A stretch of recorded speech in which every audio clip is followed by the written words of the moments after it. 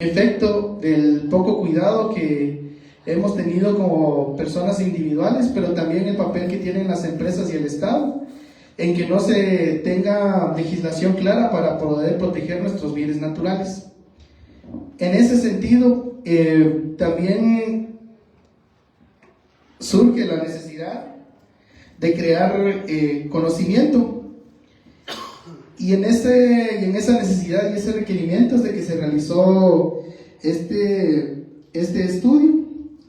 Pues específicamente es para poder presentar los resultados de la investigación. Y para este punto vamos a dejar a la compañera Rocío García para que pueda presentar los resultados de dicha investigación. Entonces le dejamos el espacio a usted, e igual para las personas que vayan ingresando, también les pedimos de favor que puedan apuntarse ahí en los listaditos que tenemos en la entrada. De mi parte sería eso, y vamos a estar moderando este espacio. Le dejo el tiempo a la compañera.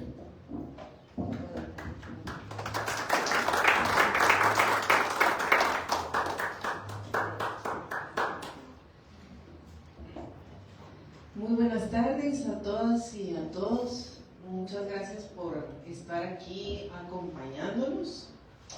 Muchas gracias a ustedes por confiar en la Red SAC y muchas gracias por confiar en el observador. Yo también estoy agradecida de que el observador haya confiado en mí para hacer este estudio. Es un estudio que tiene que ver con las causas de afectación y las amenazas para las aguas de la región Trifinio, ¿verdad? Que es una región donde convergen, digamos, las fronteras entre Guatemala, El Salvador y Honduras. Entonces, pues una vez dicho esto, sean ustedes bienvenidos, bienvenidas. Y yo quisiera preguntarles, ¿ya vieron cómo se llama la presentación? Sí. Le he puesto realidad ecológica versus fragmentación legal. Y yo quisiera aquí hacerles a ustedes una pregunta. ¿Qué fue primero? ¿Los ríos o las fronteras? Los ríos. Los ríos, ¿verdad? Los ríos, no podemos decir desde cuándo están ahí, desconocemos su momento de origen. Habrá algunas ciencias que sí se puedan aproximar un poco más, ¿verdad? Pero las fronteras son una cuestión mucho más reciente, ¿verdad? Incluso más reciente que la independencia de Guatemala, que va por los 200 años, digamos. Las fronteras entre los países centroamericanos son más recientes que eso, ¿verdad? Y en cambio los ríos pues tienen mucho tiempo más de estar ahí, y esas fronteras le imponen a los ríos algunas dinámicas políticas, ¿verdad?, que tienen consecuencias para su calidad y consecuencias para su manejo y consecuencias para todas las personas que dependen de esas aguas. Adelante, colegas, bienvenidos.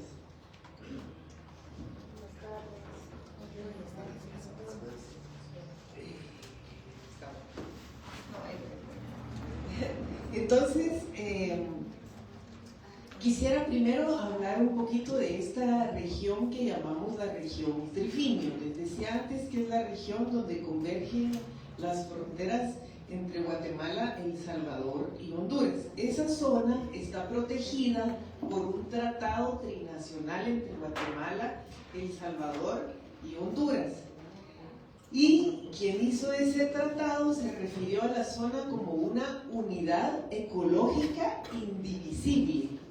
Es decir, a pesar de que ahí hay fronteras, se reconoce que hay dinámicas ecológicas que la conectan y que la acercan más que dividirla, ¿verdad? Y está protegida por ese tratado trinacional, que es el Tratado Trinacional del Plan Trifinio, así se llama. ¿Alguien había oído hablar de esto? Sí. Sí, bueno, quizá más la gente de Jutiapa, Jalapa, Chiquimula, de esa zona haya oído un poco más hablar de la región del Trifinio. Y bueno, resulta que el Trifinio va teniendo ya cerca de 1 millón de habitantes, ¿verdad? Para el 2020 hablábamos de 932.457 habitantes, ¿verdad? En su mayoría estamos hablando de población guatemalteca, el 57% de ese millón, ¿verdad?, que es más de medio millón, son personas que nacieron en Guatemala, el 30% en Honduras y el 13% en El Salvador. Esta zona es importante para la producción de agua porque en esa zona convergen 3 cuencas. Una cuenca que abarca parte de los 3 países, ¿verdad?, que es la cuenca, por eso se le llama trinacional, del río Lempa. Una cuenca compartida entre Guatemala y Honduras, que es la cuenca del Motagua, y una cuenca que solo corre en la parte de Honduras, pero que todavía es parte del Trifinio, que es la del río Ulúa. Entonces estamos hablando de 3 cuencas, ¿verdad? Esta zona, además del Tratado Trinacional, ha sido declarada una reserva de biosfera. La reserva de biosfera es una categoría de conservación, me parece que de las más amplias, ¿verdad?, porque permite muchas actividades para el desarrollo social, ¿verdad? Sin embargo, hablamos de una zona donde hay leyes de 3 países, ¿verdad? Imagínense ustedes que entre, digamos, una zona tan pequeña como llegar de aquí a Misco, hay 2 constituciones, ¿verdad? 2 leyes de aguas, 2, ¿verdad? Pues en esa zona hay 3, ¿verdad? 3 marcos legales que operan simultáneamente. Y resulta que ninguno de los 3 países ha firmado los convenios que tienen que ver con las aguas compartidas, con los ríos compartidos, ¿verdad? Ni el convenio de Helsinki de 1992, que es para la protección y utilización de los cursos de agua que atraviesan fronteras, ¿verdad?, ni la convención de 1997, que es sobre cursos de agua internacional. Aquí hay una dispersión enorme de términos, hay quienes hablan de aguas transfronterizas, de aguas internacionales, de aguas compartidas, de cursos de agua internacional, y todos esos conceptos no significan lo mismo, cada uno tiene énfasis diferentes. Entonces hay que tener un montón de cuidado sobre qué término se está utilizando y en qué momento se puede o se debe usar o se quiere utilizar cada término, ¿verdad? Entonces, esta ausencia de la firma de estos convenios internacionales que tienen que ver con los ríos compartidos, lo que hace es que esta zona no tenga directrices transfronterizas sobre el uso de las aguas y sobre cómo evitar conflictos que tienen que ver con el agua y que pueden llegar a ser incluso conflictos entre países, porque estamos hablando de zona fronteriza. Eso para hablarles del contexto.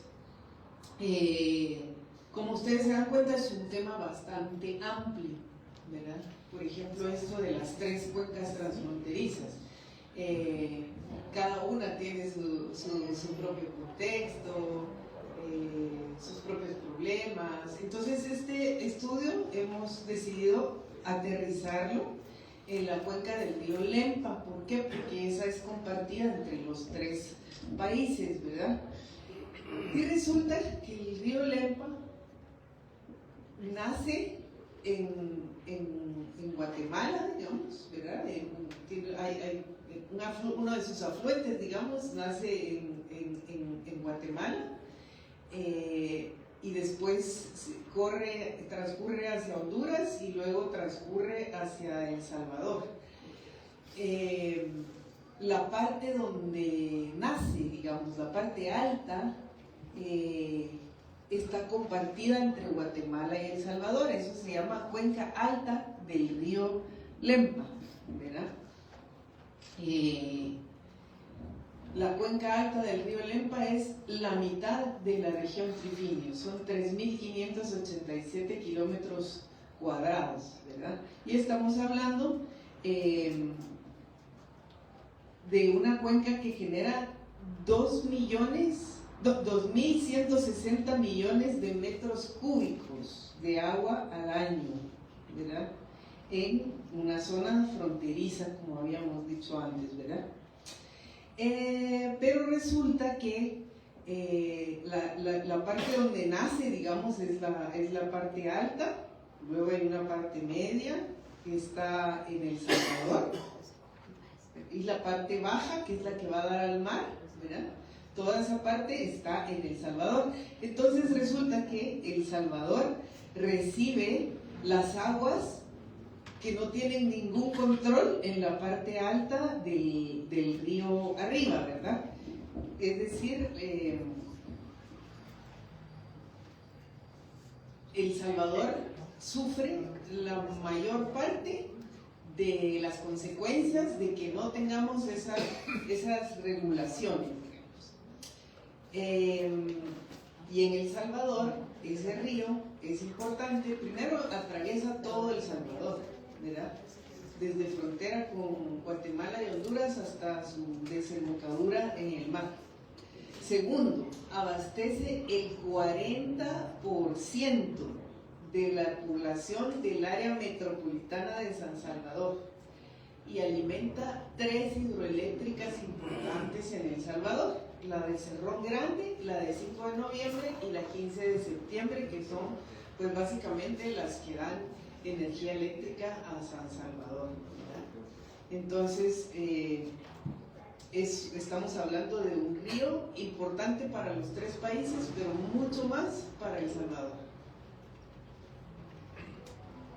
Pero, volviendo a lo de las leyes, ¿verdad? Ahorita hablamos de lo que es la realidad ecológica, digamos. Volviendo a lo de las leyes, ¿verdad? Vemos que tenemos unas asimetrías grandes cuando hablamos de leyes que tienen que ver con el agua. Por ejemplo, si hablamos del derecho humano al agua,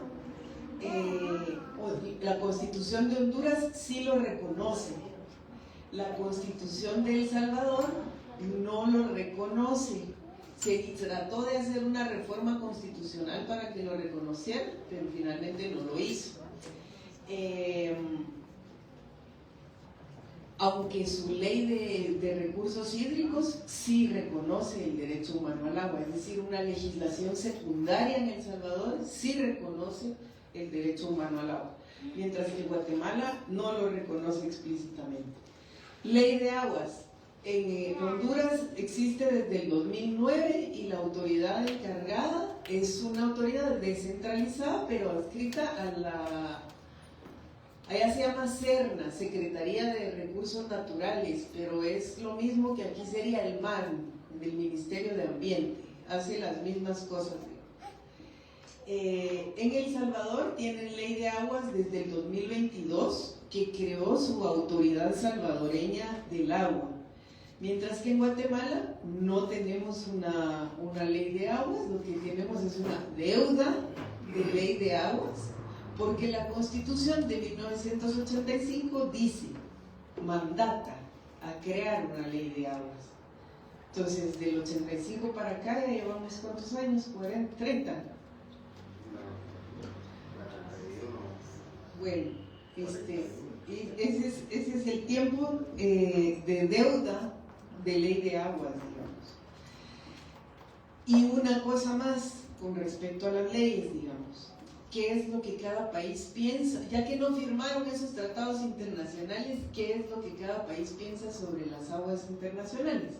Bueno, la postura de Honduras es que dice que cuando hay cuencas compartidas, tiene que involucrarse a la Cancillería en el manejo de las aguas fronterizas.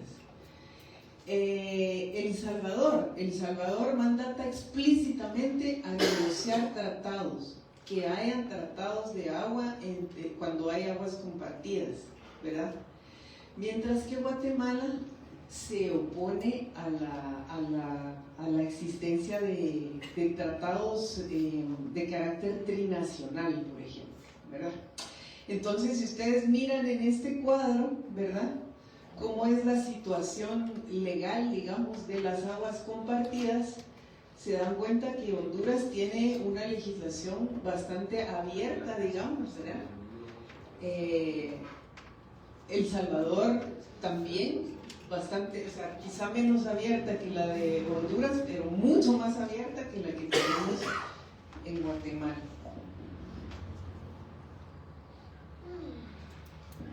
Entonces, ¿cuáles son los vacíos normativos críticos, digamos? Que ninguno de los países ha firmado los tratados sobre los que hablamos al inicio, que Guatemala prefiere las negociaciones caso por caso, es decir, Guatemala no va a negociar con un tratado con Honduras y El Salvador, sino uno con Honduras y uno con El Salvador, y no va a negociar uno por todos los ríos. Por ejemplo, si comparte con Honduras el Lempa y el Motagua, no va a negociar un tratado por el Lempa y el Motagua, sino uno aparte por el Lempa y uno aparte por el Motagua. Y por otro lado, como Guatemala no tiene una autoridad hídrica, las competencias de protección sobre el agua quedan muy diluidas entre el Ministerio de Ambiente, entre el Ministerio de Salud, el CONAP y las municipalidades, ¿verdad? Entonces hay una gran dispersión normativa ahí. Como les contaba, ninguno de los tres países ha firmado estos tratados internacionales, ¿verdad?, sobre aguas compartidas. Esto, a ver, no quisiera que cuando hablo de que no se han signado esos tratados, nos quede una sensación de derrota, digamos. 153 países en el mundo comparten ríos, ¿verdad? Pero de esos 153, solo 51 han firmado los convenios, ¿verdad? Entonces, y siempre resulta que los países interesados en firmarlos son los que están aguas abajo, ¿verdad? Y los que están aguas arriba no se quieren comprometer a firmarlos. Entonces, es decir, no es que sea normal, ¿verdad?, pero sí es usual. ¿Qué implica este vacío? Pues que no hay protocolos obligatorios para resolver controversias, que no hay normativas de notificación sobre peligros, es decir, si un país hace una actividad peligrosa sobre las aguas arriba, no tiene ninguna obligación de avisar aguas abajo, ¿verdad? Ni siquiera decir agua abajo, ¿verdad? Y bueno, esto de depender de los acuerdos caso por caso. Ahora vamos a pasar, ya les hablé, digamos, esos serían como los hallazgos más relevantes en términos como legales, digamos. Ahora pasaríamos un poco a hablar sobre las amenazas de las aguas en esta zona. Yo las dividí en afectaciones y amenazas. ¿Por qué? Porque las afectaciones son problemas que ya están ocurriendo, que ya tienen un impacto sobre las aguas, mientras que las amenazas posiblemente lleguen a afectar las aguas, pero por el momento no son una realidad, ¿de acuerdo? Entonces, vemos que aquí, en la parte superior de la cuenca, el mayor de los impactos es de la agroindustria.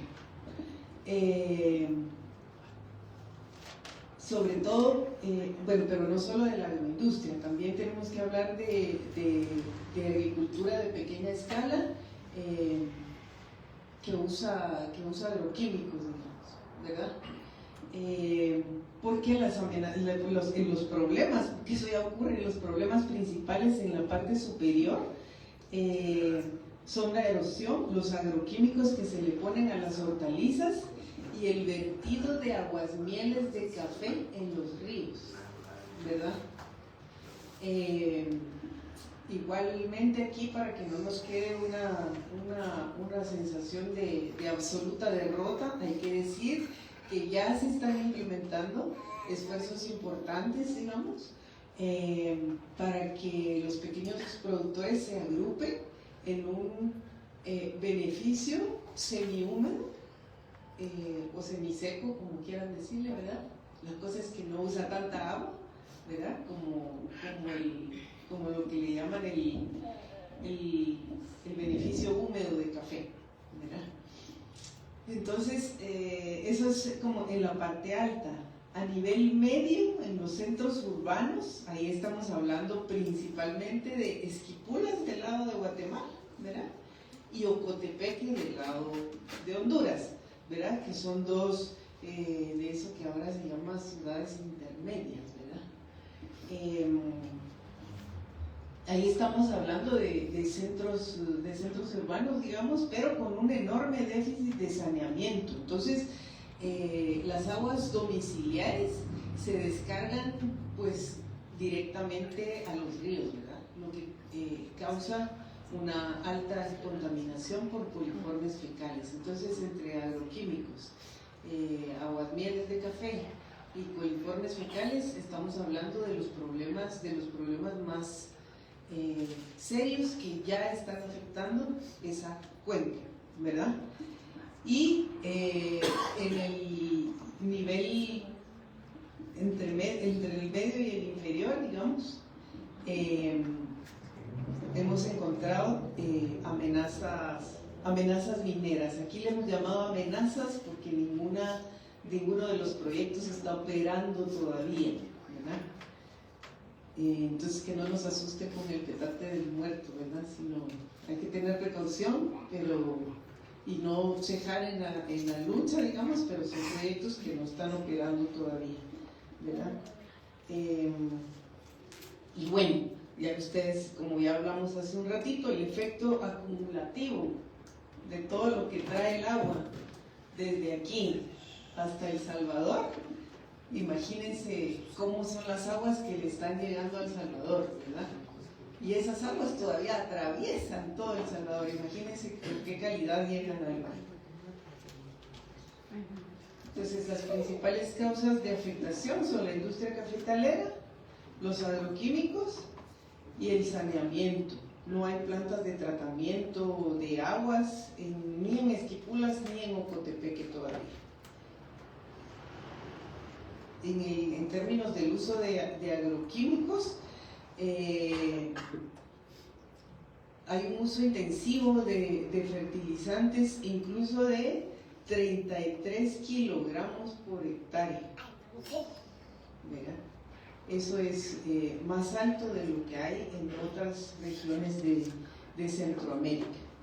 ¿Verdad?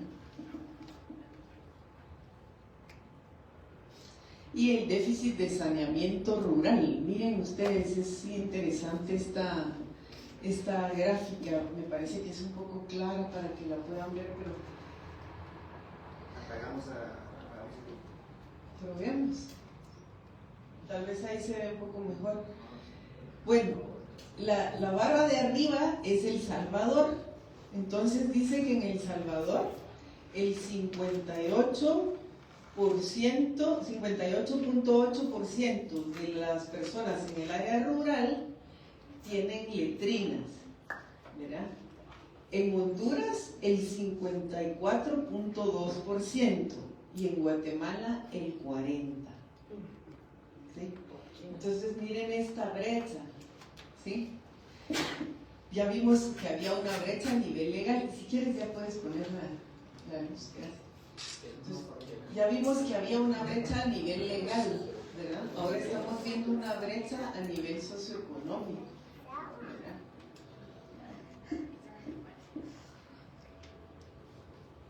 y la amenaza minera, ¿verdad? Aquí estamos hablando básicamente de dos proyectos. El proyecto Era Dorada, que es lo que antes se llamaba Cerro Blanco, en Asunción Mita, Jutiapa, y la reactivación de la minería metálica en El Salvador. ¿Por qué? Porque en El Salvador hubo un momento largo de moratoria entre el 2013 y el 2022, y después de eso se reactivó. Digamos que hubo un intento por abolir la minería, digamos, un intento por abolir la minería en la Constitución, pero se revirtió, ¿verdad? Se revirtió, y entonces, pues, digamos que esa amenaza existe otra vez en El Salvador. Y del lado de Honduras también existe el proyecto de Minosa, ¿verdad? Estamos hablando de que tanto Era Dorada como Minosa están dentro de la región Trifini, ¿verdad? El proyecto Era Dorada, que antes era Cerro Blanco, ¿verdad? Está ubicado pendiente arriba de unas quebradas que bajan hacia El Salvador, y entonces lleva consigo el riesgo de llevar arsénico, ¿verdad? Hacia el lago de Huija, ¿verdad? Y el lago de Huija pues desagua hacia la quebrada del Marial, y la quebrada del Marial es un afluente del río Lempa. En Honduras el proyecto Minosa en San Andrés, que ya está funcionando, ¿verdad?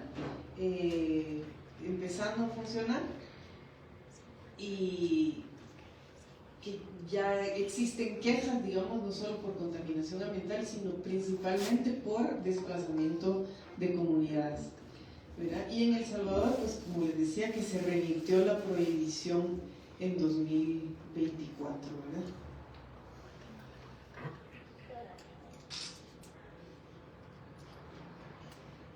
Entonces, a partir de esta situación, digamos, la Red SAG y la Red Centroamericana de Aguas Transfronterizas, la Red CAP, han promovido desde el 2014 la firma de un tratado internacional de aguas, de un tratado de aguas entre los tres países, ¿verdad?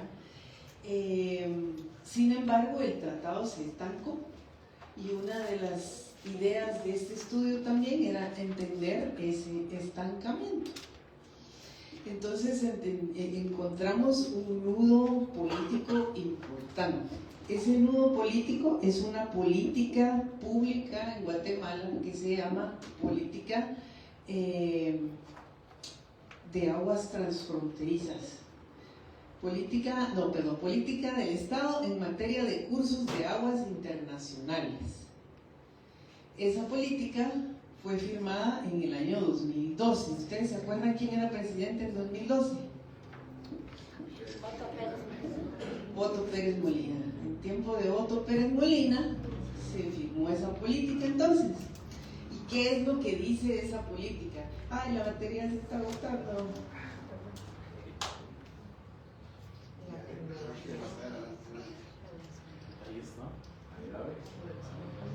Bueno, entonces